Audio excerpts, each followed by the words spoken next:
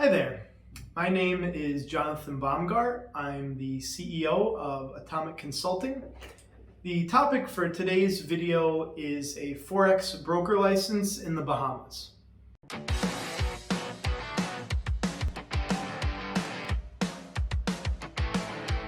Okay, so I wanted to give you a brief overview of the Bahamas and discuss what are the main considerations for this license.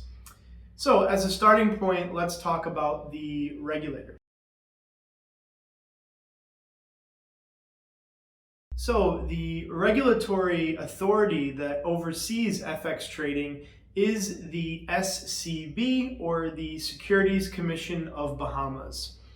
They have been offering FX regulation now for at least 10 years, and I would say they've gained attention over the past 5 years for a lot of changes that I'm going to discuss shortly.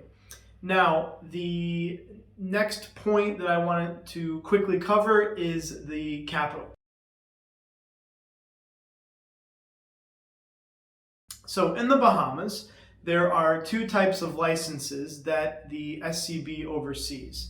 Just for simplicity terms, I'll refer to these as A book and B book, although the official naming of them is quite different. I just think it's easier to say A book or STP, and market making or B book.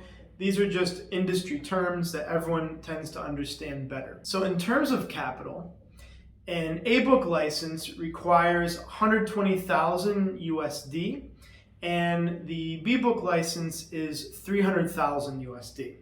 Now, we've done a video on capital and how it changes from region to region, but in the case of Bahamas, the capital basically has to stay locked in at all times, meaning you can't use it throughout the fiscal year if you would like. So that's just one thing to consider. So next, I'd like to talk about what's needed to obtain a license in Bahamas. So we've already discussed capital. What's required in terms of the structure? Well, to get a license in Bahamas, outside of the capital I mentioned, you need to have a physical office. So unlike some regions, for example, Vanuatu, where as of this video, no physical presence is required, you do need to have an office in the Bahamas. When compared to other offshore regions, though, I would say the requirements in Bahamas are quite steep. You can't have, let's say, some registered office address that's not being used. You really need to get a physical office. And the reason is you have to have a fair amount of staff in the office to be approved by the Bahamas SCB. Specifically, you need to have a CEO who is local. So what does that mean? You can't have a CEO that doesn't reside in the Bahamas. Now, you could take a director from your current organization, fly them to the Bahamas, and have them get a residency permit. That's okay, but they basically have to live there in order to be approved. But you don't need just a CEO. You need an in-house compliance officer who also is responsible for the AML operations as well. So a compliance/AML officer. So that's two things. Then in addition, you also need 2 local directors. Now, it's a little bit more flexible in terms of what their functionality can be. You can make them part of a dealing team if it's a market maker license. They can be head of sales, but they basically have to have some kind of job title in order to be approved by the SCB. So I would say from our experience, at a minimum, you need to have 4 local members in a registered office, and that is the absolute minimum. You may require more. So not only do you need the capital, but you also need, like I mentioned, these 4 officers plus the office space for them to work. So finally, I want to talk about the costs required to maintain this license. So the Bahamas SCB has recently made some changes in the ongoing and annual costs that you'll need to consider when having this license. Recently, and we made a blog post about it that I'll link to, the cost for an application has gone up and the renewal fee.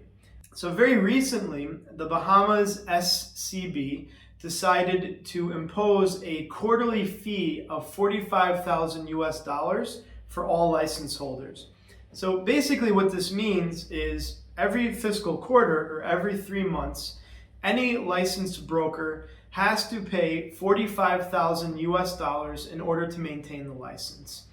I think this cost is really worth noting because if you want to get a license in Bahamas, you have to be aware of all of the costs and all of the requirements I mentioned. So not only do you need capital, not only do you need an office, not only must you hire local executives and directors, you also have this quarterly fee, which is an addition to the annual renewal fee that you'll have to pay, plus the initial application fees. So in summary, I would say, and I'm not exaggerating, that Bahamas is a very expensive region to operate. I'd like to provide you my thoughts on the region. If this is your first license, I don't think Bahamas is a good idea. The main reason is the costs are quite exorbitant when compared to other regions. And that means that you will need to have a lot of business in order to cover these costs. In essence, you're going to have to generate a lot of revenue because your costs aren't limited just to the Bahamas. If you're running a broker, you're going to have technology fees, you're going to have liquidity fees, you may have another sales team, you're going to have marketing. None of these costs factor into what I've outlined. So I think Bahamas is good if you're an established broker that has licenses in many places and the necessary budget is there to get this license. But even then, I would suggest contacting our team so we can give you our own analysis just to make sure it makes sense. Because the truth is there are a lot of more cost-effective regions than Bahamas if money has to be the option. So I definitely don't think this region is good for a startup broker and even many medium-sized brokers.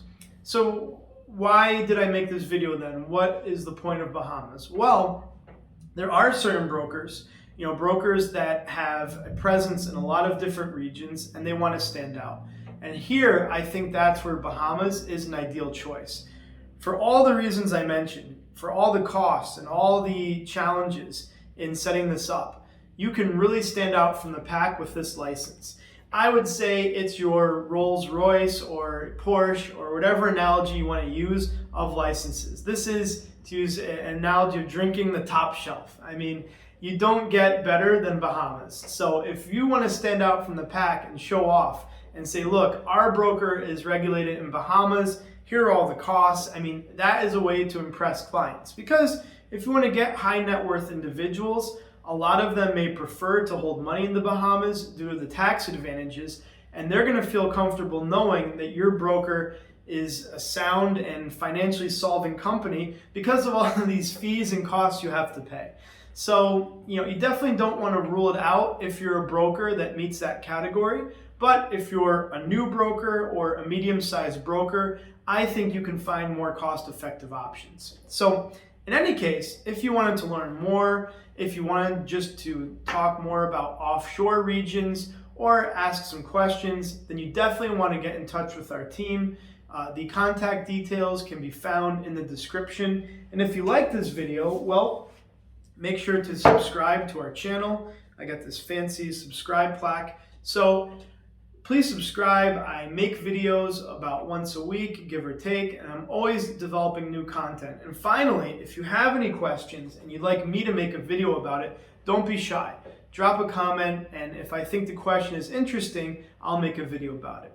So thank you very much. I hope you enjoyed the video, and I look forward to seeing you soon. Bye.